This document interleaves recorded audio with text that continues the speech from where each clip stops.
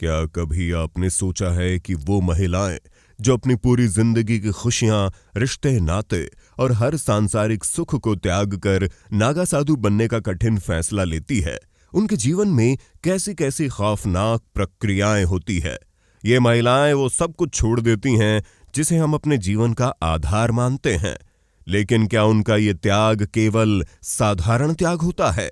नहीं, यह प्रक्रिया उनकी आत्मा और शरीर दोनों को ऐसी कठिन और डरावनी परीक्षाओं से गुजारती है जिनके बारे में सुनकर ही आपकी रूह कांप उठेगी। नागा साधु बनने की प्रक्रिया केवल साधना का मार्ग नहीं है, बल्कि एक ऐसी रहस्यमयी और खौफनाक दुनिया का दरवाजा खोलती है जहां सांसारिक मोह को खत्म करने के लिए कुछ रस्में इतनी कठिन और डरावनी होती हैं कि हर कोई इस राह पर चलने का साहस नहीं कर सकता। ये जीवन इतना कठोर और अनुशासन पूर्ण होता है कि साधारण इंसान इसे सहने की कल्पना भी नहीं कर सकता। लेकिन सबसे बड़ा और रहस्यमय सवाल है, आखिर क्यों काटा जाता है इन महिला नागा साधुओं का लिंग? लेकिन सबसे बड़ा और रहस्यमय सवाल है कि आखिर क्यों काटा जाता है इन महिला नागा साधुओं का अंग? क्या ये सचमुच शारीरिक प्रक्रिया है या इसके पीछे कोई गहरा प्रतीकात्मक संदेश छिपा है? आज के इस वीडियो में हम आपको इन महिला नागा साधुओं की दुनिया की गहराई में ले चलेंगे। एक ऐसी दुनिया जो रहस्यों, कठिनाइयों और तप की अद्भुत कहानी से भरी पड़ी है।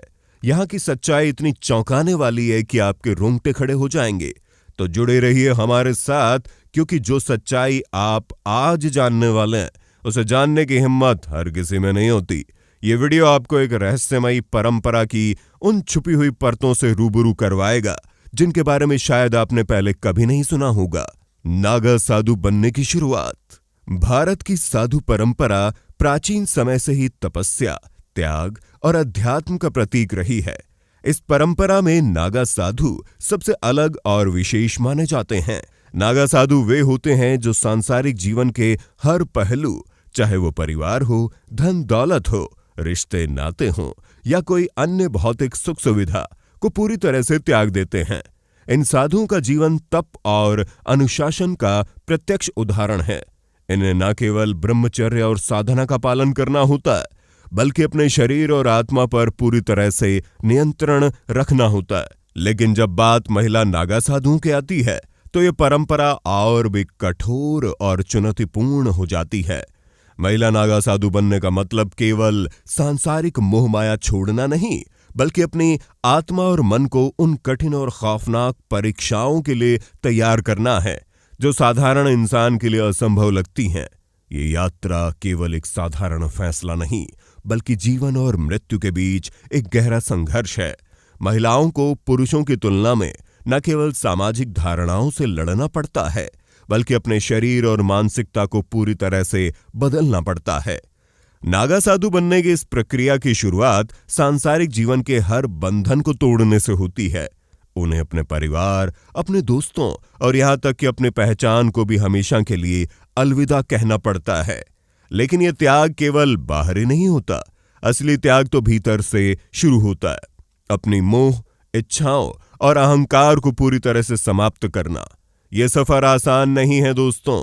हर कदम पर उन्हें खुद को साबित करना पड़ता है। हर सांस में अपने जीवन को तपस्या के लिए समर्पित करना होता है।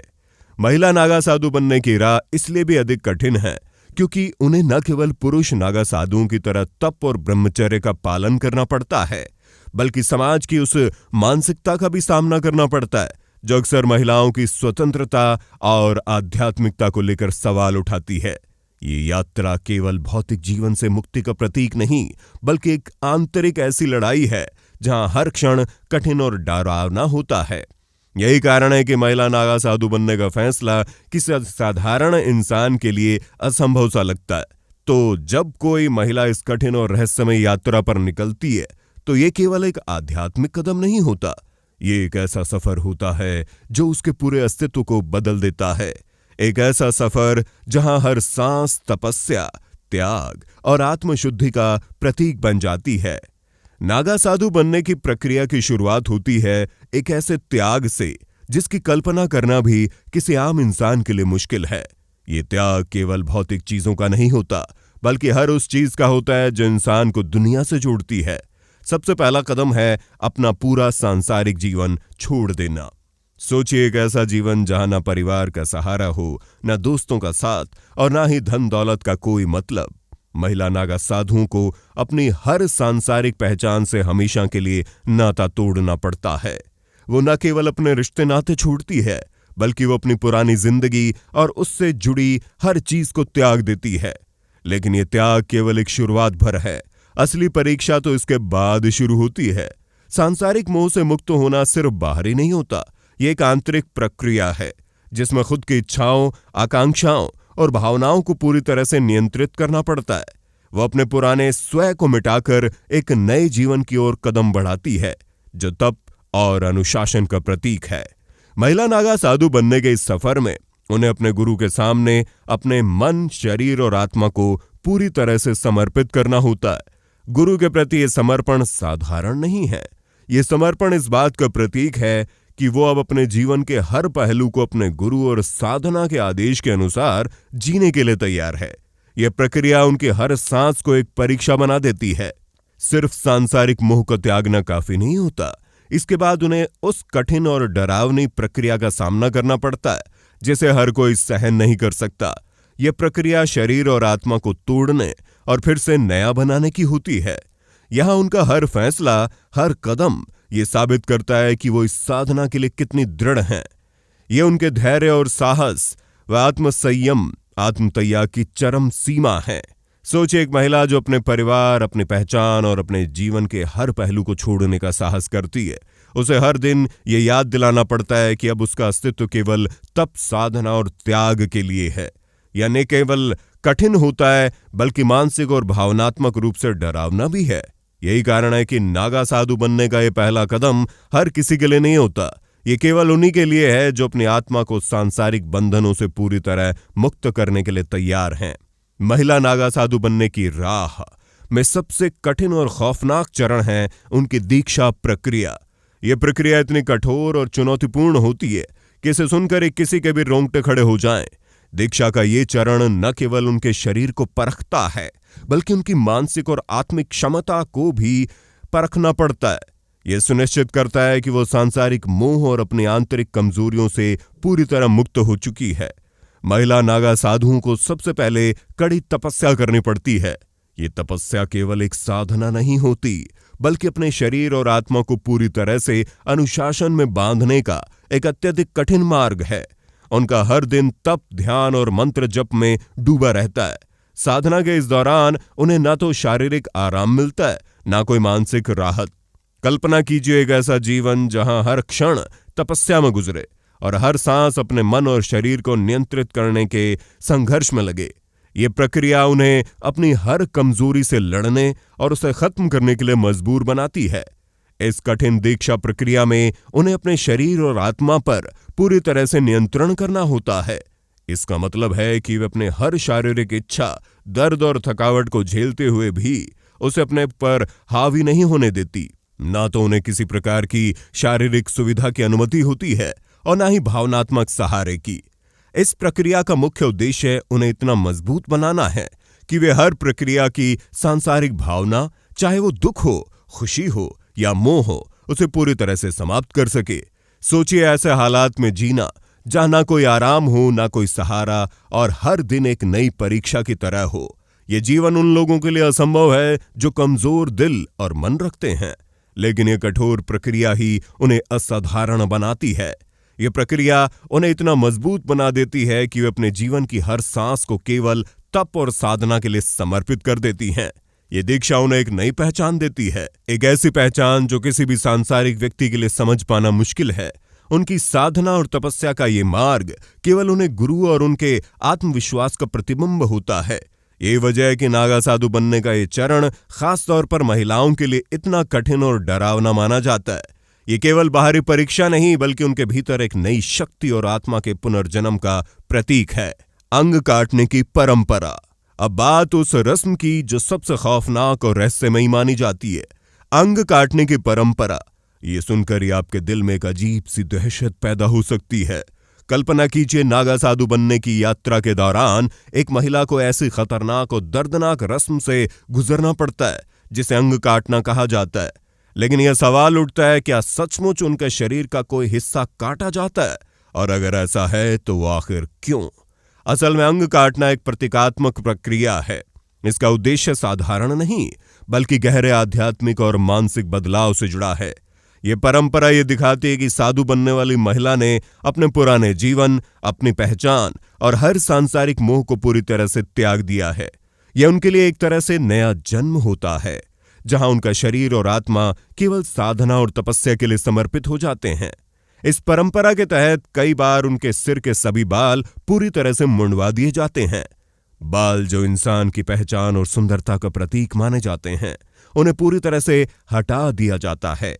यह इस बात का संकेत है कि वो अब अपनी पुरानी पहचान से पूरी तरह मुक्त हो चुकी है। कुछ अन्य मामलों में उनकी त्वचा पर प्रतीकात्मक रूप से चोट के निशान बनाए जाते हैं। इन निशानों का अर्थ होता है कि उन्होंने अपने शरीर के प्रति हर प्रकार के मोह और अहंकार को समाप्त कर दिया है। यह प्रक्रिया उनके मन और शरीर को एक नई दिशा में मोड़ने का प्रतीक बनाती है। लेकिन यह प्रक्रिया केवल प्रतीकात्मक नहीं होती। कई बार यह शारीरिक रूप से इतनी दर्दनाक होती है कि इसे सहन करना हर किसी के बस की बात नहीं होती। कमजोर दिल या मानसिक रूप से कमजोर इंसान इस रस्म का सामना नहीं कर सकता। यह रस्म केवल शारीरिक सहनशीलता की परीक्षा नहीं लेती, बल्कि मानसिक दृढ़ता और आत्मसमर्पण की चरम सीमा भी होती है। इस दौरान महिला साधुओं को इस साबित करना होता है कि वे हर प्रकार के दर्द और कठिनाई को सहने के लिए पूरी तरह से तैयार है। सोचिए, जब कोई महिला इस रस्म से गुजरती है तो वो न केवल अपने शरीर बल्कि अपने पूरे अस्तित्व को एक नई पहचान में ढाल लेती है। यह रस्म ये दर्शाती है कि वो केवल साधना और तपस्या के लिए जीवित है। उसके लिए सांसारिक मोह, सुंदरता और आराम जैसी चीजों का कोई मतलब नहीं रह गया है। इस प्रक्रिया के दौरान जो दर्द और मानसिक तनाव होता है, वो साधु बनने वाले के आत्मविश्वास और संकल्प को परखता है। यह दिखाता है वो साधु बनने की इस यात्रा में कितनी दृढ़ और मजबूत है। यह रस्म एक प्रकार का पुनर्जन्म है, जहां महिला नागा साधु अपने पुराने जीवन को छोड़कर एक नए, पवित्र और कठोर जीवन में कदम रखती है।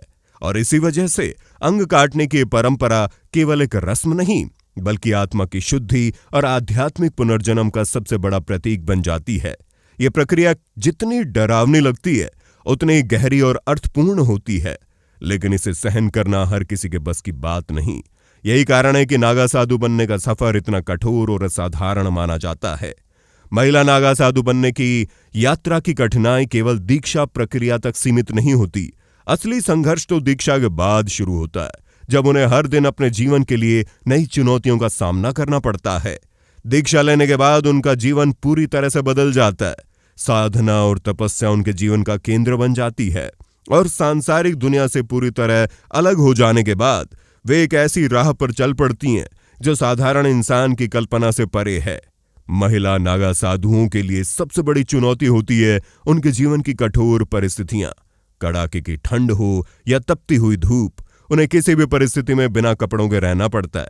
यह न केवल उनके शरीर के लिए बल्कि उनकी मानसिक दृढ़ता के लिए भी एक बड़ी परीक्षा होती है। ठंड में कांपते हुए खुले आसमान के नीचे रातें बिताना, चिलचिलाती धूप में तपस्या करना, यह सब उनकी साधना का हिस्सा है। यह केवल एक शारीरिक संघर्ष नहीं, बल्कि उनकी आत्मा और धैर्य को परखने का एक तरीका है। इसके अलावा महिला नागा साधुओं को समाज से पूरी तरह अलग होना पड़ता है। वे न किसी परिवार के साथ रहती हैं, न दोस्तों के साथ, और न ही उनके पास कोई स्थायी ठिकाना होता है। ये अलगाव उन्हें बाहरी दुनिया से पूरी तरह काट देता है। ऐसे जीवन में जहां कोई सहारा नहीं होता, हर चीज के लिए उन्हें खुद पर निर्भर रहना पड़ता है। उनकी सुरक्षा भी उनकी खुद की जिम्मेदारी होती है। सोचिए, एक ऐसी महिला जो सांसारिक जीवन से बिल्कुल अलग हो चुकी है, उसे अपने अस्तित्व को बनाए रखने के लिए हर दिन संघर्ष करना पड़ता है। महिला नागा साधुओं का यह अलगाव न केवल बाहरी दुनिया से होता है, बल्कि ये उनके भीतर की भावनाओं से भी होता है। उन्हें अपनी हर भावना, जैसे दुख, खुशी, भय और मोह पर पूरी तरह से नियंत्रण करना होता है। उनका जीवन तप और अनुशासन का पर्याय बन जाता है। लेकिन इस कठिन जीवन का सामना हर कोई नहीं कर सकता। यही कारण है कि महिला नागा साधुओं की संख्या पुरुष नागा साधुओं की तुलना में बहुत कम होती है। सोचिए एक ऐसा जीवन जिसमें ना कोई अपना हो, ना कोई साथी और ना ही कोई आराम। हर दिन एक नई परीक्षा की तरह होता है। ये केवल एक साधारण इंसान की कल्पना से परे है।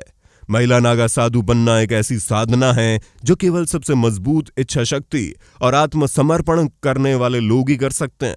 यह जीवन उन्हें न केवल आत्मनिर्भर बनाता है बल्कि उनके भीतर एक अद्भुत शक्ति और आत्मिक शांति का संचार करता है। इस कठिन और रहस्यमयी यात्रा की झलक आपको ये समझने में मदद करेगी कि महिला नागा साधु केवल साधारण साधक नहीं होती। वे त्याग, तपस्या और संघर्ष की ऐसी मिसाल पेश करती हैं जो हमें आत्मसंयम, आत्मविश्वास का असली अर्थ सिखाती है। यही कारण है कि उनका जीवन इतना कठिन लेकिन इतना प्रेरणादायक भी है। लेकिन इतना सब कुछ सहने के बाद भी महिला नागा साधु समाज के लिए एक मिसाल बनती है। वे दिखाती है कठिन से कठिन हालात में भी आत्मा की शक्ति को मजबूत किया जा सकता है। ये साधु न केवल धार्मिक मार्गदर्शन देती हैं बल्कि समाज को ये सिखाती है कि आत्म अनुशासन और तपस्या से हर चीज संभव है। तो दोस्तों, ये थी महिला नागा साधुओं की खौफनाक और प्रेरणादायक कहानी। सोचिए वो महिलाएं जो अपनी पूरी जिंदगी सांसारिक मोह माया से अलग कर देती है, वो कितना कठिन और अनुशासित जीवन जीती होंगी। लेकिन क्या ये परंपरा सही है? क्या इतना कष्ट सहना वाकई जरूरी है? आपके इस बारे में क्या राय है, हमें कमेंट में बताना। और अगर ये वीडियो आपको अच्छी लगी तो इसे लाइक कीजिए और अपने दोस्तों के साथ शेयर कीजिए। तो मिलते हैं अगले वीडियो में एक और रहस्यमय और रोमांचक कहानी के साथ। तब तक के लिए खुद का ध्यान रखिए। ये याद रखें कि सच्चा तप वो है जो आपकी आत्मा को मजबूत बनाए।